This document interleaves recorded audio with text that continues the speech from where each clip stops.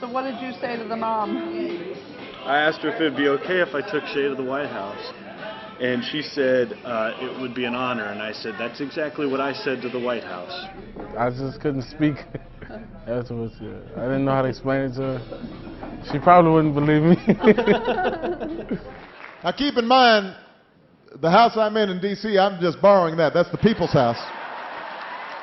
The White House can be inaccessible, but there's an intense effort underway to open the doors of 1600 Pennsylvania Avenue to a variety of people, from elected officials to community leaders to students and educators, even musical icons.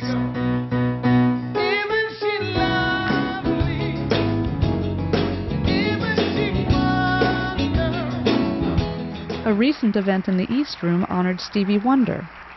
It was broadcast on public television, and guests from across the nation were invited to attend.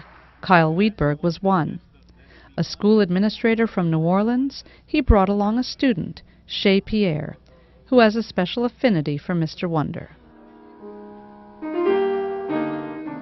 My dad's grandfather was a pianist, and my dad's uncle was a pianist who was blind. Mr. Wiedberg has no particular link to the president.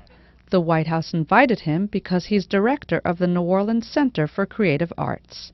The Marsalis family of jazz musicians are deeply involved in the school. Jason and Ellis is actually my private teacher. Is teaching lessons for Shay. It was less than 2 weeks between the telephone invitation and the event. I already had a suit, but I said I'm going to buy another suit.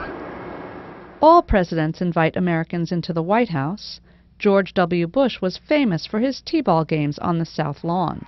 The Obamas are extending these invitations to highlight the diversity of American society, but also to advance President Obama's political agenda. There's an incredible bully pulpit to be used when it comes to, for example, education.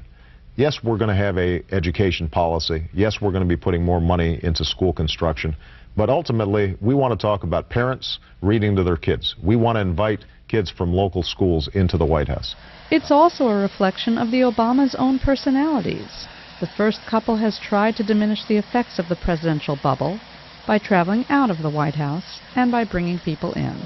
He's a bit of a restless soul. But for the administrator and the young pianist from New Orleans, it was a surreal and thrilling night. Pretty jazzed.